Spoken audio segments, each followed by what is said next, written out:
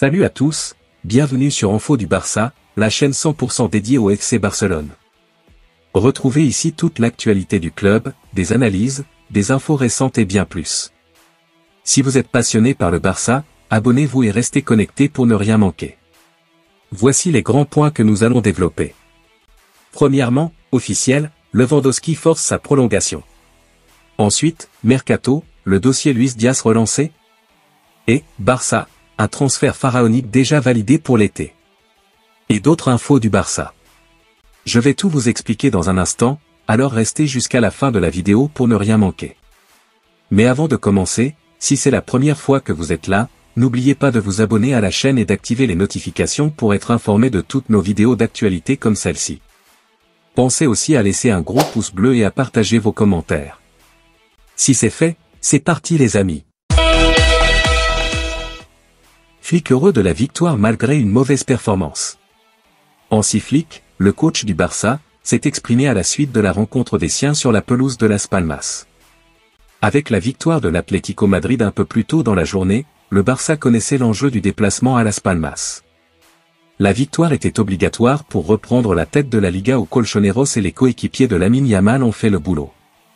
Sans être brillants, les Catalans ont fini par l'emporter sur le score de 2-0 avec des buts de Dani Olmo à l'heure de jeu ainsi que Ferran Torres au bout du temps additionnel. Une victoire qui leur permet de prendre la tête de la Liga. Après la rencontre, Hansi Flick a affiché sa satisfaction suite à ce succès, surtout au regard de la performance très moyenne des siens. Je me sens fatigué après la difficulté du match.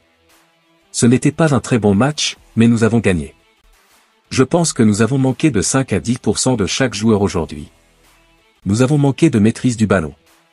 Nous n'avons pas joué comme nous le voulions et c'est pour cela que nous avons eu des problèmes. Nous n'avons pas su bien occuper les espaces dans la surface de réparation, mais nous en avons parlé à la mi-temps, a-t-il d'abord expliqué, avant de se pencher sur le cas Dani Olmo, buteur après son retour de blessure. C'était un but important pour nous et surtout pour lui. S'il ne joue pas plus, c'est parce qu'il a encore besoin de minutes pour être en forme physiquement. Il y a d'autres joueurs qui le devancent physiquement, mais aujourd'hui il a pu jouer et nous sommes satisfaits. Prochaine étape, la demi-finale aller de Coupe du Roi cette semaine face à l'Atlético Madrid. L'autre information. Flick vise un nouveau trophée. Fort des performances remarquables du FC Barcelone, l'entraîneur Hansi Flick ambitionne de décrocher une nouvelle récompense en Liga. Le FC Barcelone est de nouveau en tête de la Liga après sa victoire contre Las Palmas. Le club catalan compte bien conserver cette première place et contrôler son propre destin. Ce retour au sommet s'explique par une série de résultats impressionnants, le FC Barcelone restant invaincu en Liga en 2025. Ainsi, la Ligue a nominé Hansi Flick pour le prix d'entraîneur du mois, en concurrence avec José Bordalas, l'entraîneur de Getafe, et Carlos Corberán, l'entraîneur de Valence. Le coach du FC Barcelone espère obtenir son 3e prix entraîneur du mois. Flick avait déjà été couronné en août dernier après avoir réalisé un sans faute en termes de victoire, battant alors Carlo Ancelotti et Imanol Alguacil. Il a de nouveau atteint cet objectif en octobre, en conservant un score parfait et en remportant ses matchs de manière incontestée 0-4 contre Madrid, 0-3 contre Alaves et 5-1 contre Séville à Montjuïc. Au cours de ce mois de février, le Barça dirigé par Hansi Flick a enregistré 4 victoires en autant de matchs, battant le Deportivo Alaves 1-0, Séville 4-1, le Rayo Vallecano 1-0 et Las Palmas 2-0. Cela constitue un parcours parfait pour le mois, puisqu'aucune autre rencontre de Liga n'est prévue. En ce qui concerne ses concurrents, le Getafe de José Bordalas affiche 2 victoires et un match nul, en attendant leur affrontement du jour contre le Betis. Le Valence de Carlos Corberán présente pour sa part 2 victoires, un nul et une défaite contre l'Atlético Madrid, sur un score de 3-0. L'autre information. Yamal dévoile son pied en sang après une faute non sifflée. Lamine Yamal n'a pas été épargné par ses adversaires hier. Habitué à subir un traitement musclé de la part de ses adversaires, Lamine Yamal a une nouvelle fois été ciblé par la défense adverse lors de la rencontre entre le Barça et Las Palmas. Dès les premières minutes du match, le jeune prodige blaugrana a été l'objet d'un marquage intensif, parfois à la limite du règlement. Si les fautes se sont multipliées sans véritable sanction, l'action la plus marquante est survenue à la 59e minute, et lorsqu'Essugo et Alex Munoz l'ont stoppé brutalement, provoquant une vive douleur chez l'ailier espagnol. Malgré ces protestations, l'arbitre Cordero Vega n'a pas bronché, laissant l'action impunie. Après le coup de sifflet final, Yamal a choisi les réseaux sociaux pour exprimer son indignation avec une touche d'ironie. Il a partagé une photo de son pied, son chausson blanc imbibé de sang, accompagné d'un message sarcastique, « Ce n'est pas faute », suivi d'émoticônes rieurs et incrédules. Une publication qui illustre non seulement la dureté du match mais aussi le sentiment d'injustice ressenti par le jeune talent barcelonais. Malgré ce traitement rugueux, Yamal a su répondre sur le terrain en délivrant une passe décisive à Dani Olmo pour le premier but du Barça, prouvant une fois de plus qu'il est l'un des atouts majeurs de son équipe. L'autre information. Le Barça conclut la vente de Vitor Roque.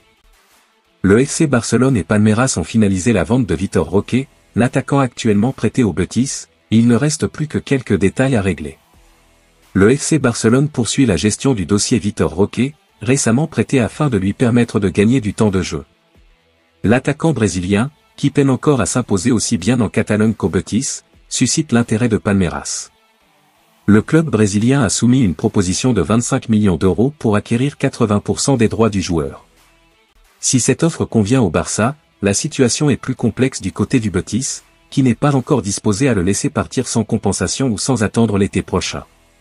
Cette position complique les plans de Palmeiras, désireux de conclure rapidement le transfert avant la fermeture de son mercato. Néanmoins, les discussions ont progressé ces derniers jours, laissant entrevoir une évolution favorable du dossier. D'après Sport, les négociations ont connu une accélération, et il ne resterait plus que quelques détails à régler avant de boucler l'accord. Cette issue représenterait une bonne nouvelle pour le FC Barcelone, qui pourrait ainsi récupérer des liquidités. Vitor Roque quant à lui pourra se retrouver dans un projet où il aura une grande importance et une meilleure rémunération. En revanche, aucune information précise n'a encore filtré concernant la compensation éventuelle que percevra le Betis. Les prochains jours seront décisifs pour finaliser cette opération, dont le dénouement semble désormais imminent. L'autre information. Officielle, Lewandowski force sa prolongation. Robert Lewandowski force Barcelone pour sa prolongation. Il a activé ce samedi une clause officielle incluse dans son contrat. L'attaquant polonais peut se vanter d'avoir respecté sa part du marché. Autour de ses employeurs maintenant. Le Barça est désormais obligé de prolonger Lewandowski d'une saison. L'attaquant de 36 ans a inclus dans son contrat une clause qui a été activée samedi soir contre Las Palmas. Selon le président du club, Joan Laporta, une clause s'appliquait à la 3e saison du Polonais. Il dit que si l'attaquant jouait au moins 45 minutes dans au moins 55% des matchs, il activerait une 4e saison automatiquement. Lewandowski a désormais joué au moins 45 minutes dans 34 des 38 matchs cette saison. Les 55% ont été atteints grâce à sa performance à Las Palmas. En conséquence, le contrat du meilleur buteur du club 32 buts en 35 matchs expire désormais à la mi-2026. La machine à but polonaise a quitté le Bayern Munich pour Barcelone à l'été 2022. Il a signé un contrat de 4 ans au Camp Nou. L'autre information. Mercato, le dossier Luis Diaz relancé? Luis Diaz, dans le viseur du FC Barcelone depuis le mercato estival 2024, pourrait être relancé par le club de Liga dans les prochaines semaines.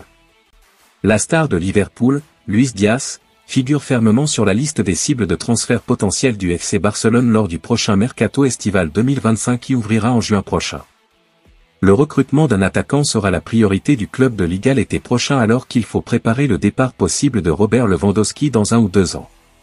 Si le club catalan aura les fonds nécessaires pour recruter au moins un nouveau joueur pour renforcer sa ligne offensive, Liverpool ne cherche pas ouvertement à vendre un joueur crucial comme Diaz. Cependant, la situation pourrait désormais avoir changé, suite à une nouvelle amélioration financière pour Barcelone après des réunions vitales du club en milieu de semaine. Selon la dernière mise à jour de Diario AS, le directeur sportif d'Eco a été informé d'un changement de salaire, le club étant désormais en mesure de dépenser 463 millions d'euros de salaire par an, soit une augmentation de 37 millions d'euros, dans le cadre du cadre plus large des transferts 1-1 au Camp Nou. Une bonne nouvelle qui pourrait permettre de débloquer des fonds pour le transfert souhaité de Luis Diaz vers le Barça. L'international colombien est actuellement sous contrat à Anfield jusqu'en 2027, donc Liverpool est conscient de l'importance de cet été pour décider de sa prochaine étape, avec des négociations de renouvellement prévues pour l'ancien ailier de Porto. Cependant, son avenir pourrait également dépendre des changements d'effectifs à Liverpool dans les mois à venir. L'autre information. Un transfert pharaonique déjà validé pour l'été. Le FC Barcelone est lié à Jonathan Tah depuis l'été dernier, quand les Catalans ont produit une offre de dernière minute pour le joueur. Il semble de plus en plus que la capitale catalane sera effectivement sa destination cet été. Le joueur de 28 ans est en fin de contrat cet été et a également fait l'objet d'une longue poursuite du Bayern Munich l'été dernier. On disait que Ta était intéressé depuis plusieurs mois, son agent Pini Zahavi déclarant que le Bayern reste une possibilité pour cet été. Cependant, plus récemment, le directeur sportif du Bayern, Christoph Freund, a expliqué que Ta n'était pas dans leurs esprits pour le moment. Cela coïncide avec les rumeurs selon lesquelles Ta a décidé de signer pour Barcelone. Il semblerait que les deux parties n'aient pas encore conclu d'accord, mais qu'elles soient temps pour parler. Christian Falk, un spécialiste allemand des transferts, a expliqué au Daily Briefing qu'il n'y avait aucune chance que Ta reste à Leverkusen, après les avoir informés de son départ. Le Bayern ne lui fera pas non plus d'offre, selon Falk, il décrit le transfert de Ta à Barcelone comme seulement une question de temps. Cela contredit les commentaires du directeur sportif du FC Barcelone Deco, qui a noté qu'avec Eric Garcia, Andreas Christensen, Ronald Araujo, Pau Cubarsí et Íñigo Martínez tous sur les livres la saison prochaine, il serait difficile pour le club de recruter un autre défenseur central cet été. Cependant, cela n'a pas atténué les spéculations selon lesquelles au moins l'un des deux partira, et en particulier, qu'Araujo pourrait être sur le point d'être vendu en grande pompe cet été. Certes, si Ta arrive, le départ d'Araujo serait une conséquence logique. Tous deux exigeront probablement un rôle de titulaire à ce stade de leur carrière, et il semble que Pau Cubarsí soit un élément incontournable de la ligne arrière dans un avenir prévisible.